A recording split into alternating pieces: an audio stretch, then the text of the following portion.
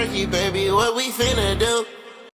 All right, guys, welcome to the first episode of Bully Basics. This is going to be a step-by-step guide on how to clean. All right, so first off, I'm using a shorty bar. So if it looks a little bit funky, that's why, just to give me a little bit more room while I'm trying to do this video for in the garage. So the first thing you're gonna do whenever you go up to the bar for a clean is you're gonna get your feet about shoulder width apart. You don't wanna have them too wide. You don't wanna have them too narrow. It's gonna throw you off. So your feet are gonna be about shoulder width apart. It's usually about where that knurling is. I'm a shorter guy. If you're a bigger guy, it's gonna be a little bit wider. So I'm gonna go ahead and show y'all what a clean rep looks like. This is going to, when it says clean, it means a full clean. Unless it specifies power, you're going to be going into a full squat. So, like I said, feet shoulder width apart. Gonna go down.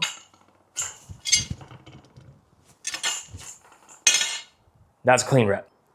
So one thing that they won't tell you a lot of the times is what a hook grip is. And the reason being is because if you hook grip it, you're automatically gonna be able to have a better grip strength and pull more weight and get under the bar more. So a lot of times people will just tell you to just grip it normal and just go for it.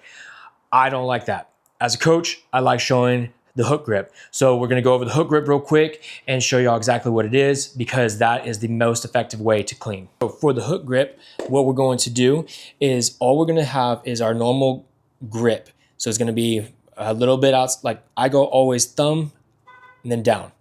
So if you have your grip normal, right about there, thumb over, all you're gonna do is transfer that over and your fingers are gonna go over your thumb. What that does is it prevents you from letting go of the bar when it gets a little bit heavier and you're actually gonna be able to hang on to it a lot harder. Most people will tape their thumbs because once that bar gets a little bit grippy, it'll start ripping their thumbs. So remember, thumb under and fingers over. Now that we know where our feet are supposed to go and where our fingers are supposed to be for the hook grip, what we're gonna do next is show you the starting position. That starting position is gonna look right about here. Your shoulders are gonna be over the barbell and your butt's gonna be down. The reason being is if your shoulders are behind the barbell, you're not keeping the bar close to your shins. If your butt is in the air, you're gonna end up doing a good morning and it's gonna put all the pressure on your lower back. So, butt down, bar towards you, and try to think about putting your knees into your elbows and you're kind of driving them out. Unlike a deadlift, you want this to go around your knees in a different manner. So you're gonna be coming up with the bar, and as you're coming up, you're driving your knees out. That way that the bar has a clear and perfect pass through. It's just an up and down movement. It's not going around your legs. If you go around your legs, you're gonna end up throwing that bar forward and you're gonna have to bring it back to try to get it to hit your thighs or your hips to where you're gonna throw everything off and you're gonna probably miss the lift. As you stand with this barbell, what I wanna see everyone do is your hips and your shoulders move in unison. So like this, I do not wanna see anybody go butt first. If your butt goes first, you're not gonna make the lift. And if you do make the lift, you're taking away from what you could be hitting because you're putting all the pressure on your lower back, like I said a second ago. So make sure that your shoulders and your hips rise at the exact same time. Once we're getting past the knees, we're not gonna pull the bar early. A lot of times I'll see people start pulling here. That's not a good position to be in. What you wanna do is you wanna get fully extended, arms staying straight all the way through the top until you're fully extended. And then once you're at the top, at full extension, that's whenever you're gonna drive the elbows up. And once those elbows get up all the way, you're going to drive yourself under the bar and catch it, okay? So what that'll look like once it gets past the knees, you're gonna go pass, full extension, and then that bar is gonna hit. So as soon as you get here, and then you'll catch it in the bottom. A lot of people will catch it in different positions.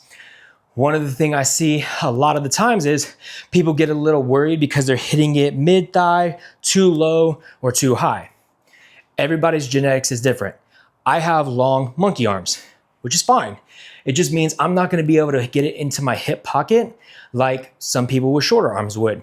So the way I fix that is I go a little bit wider out, And then if I'm standing tall, the bar is gonna hit me right here. That's where I wanna see y'all hit it. Wherever your arms are, where you have the thumbs at, that's where you should be hitting it at full extension. If you're trying too hard to muscle clean it into your hip pocket, you're not gonna make it, because whenever my max is 285. If I try to curl that into my hip pocket and then get under it, my biceps are gonna let me. So the best option for me is just to get to that hip or the thigh, and get under it. So there for me. So I'm always hitting it here. So once we get that full extension, we shrug our elbows to get under it. Make sure that you are throwing those elbows under it. I can't tell you how many times I see people just catch it here and then they dump it forward because they're not getting their elbows all the way up. You want to think of it just like you would a front squat. Whenever you're front squatting, you don't have your elbows down, you have them proud and your chest up. So when you're catching it, make sure you get under the bar as fast as possible so that those elbows are up and you have it in a good front rack position. So going all the way up and then down. Another common error I see when people are doing this movement is they don't meet the bar when they're going on the descent. They get under the bar as fast as possible, and then they have about this much separation from the bar and when they're at the bottom of the hole, and then all that weight crashes down on top of them. All that does is create a lot of pressure on your knees. Instead of whenever you're guiding it down, you're gonna be able to use that rebound to bounce it back up. If you're already at the bottom of the hole, the weight crashes on you, you're putting pressure on your knees, and you're not getting the bounce at the bottom of the hole to get out of it.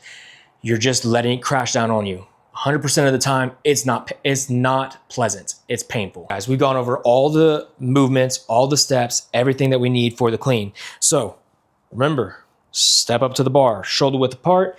We're gonna grip it in a hook grip, and we're gonna drive to the top, squat under it,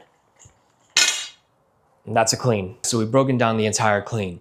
If there's any questions, comments, concerns, let us know. If you have any need for help, shoot us a video of you doing the clean.